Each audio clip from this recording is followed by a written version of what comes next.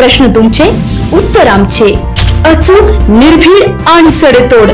लोकशाहीचा खरा मंत्र म्हणजेच न्यूज लोक. नाशिक स्थानिक गुन्हे शाखेने येवल्यात कारवाई करत अवैधरित्या घरगुती गॅस वाहनांमध्ये रिफिलिंग करणाऱ्या एका आरोपीला मुद्देमालासह घेतले ताब्यात. येवला शहरात अवैधरित्या घरगुती गॅसची वाहनात रिफिलिंग होत असल्याची माहिती स्थानिक गुन्हे शाखेला मिळाली होती. या पार्श्वभूमीवर स्थानिक गुन्हे शाखेच्या पथकाने छापा टाकत शाहिद वाहिद खान याला नांदगाव रोडलगत असलेल्या पाटाजवळ एका पत्र्याच्या शेडमधून मुद्देमालासह ताब्यात घेतले.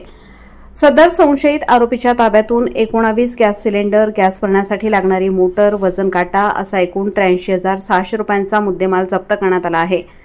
सदरची कारवाई नाशिक जिल्हा पोलीस प्रमुख बाळासाहेब पाटील यांच्या मार्गदर्शनाखाली आणि गुन्हे शाखेचे पोलीस निरीक्षक रवींद्र मगर, पोलीस उपनिरीक्षक भालेराव, पोलीस हवालदार रावसाहेब कांबळे, सागर काकड, पोलीस शिपाई कापसे आदींनी केली आहे.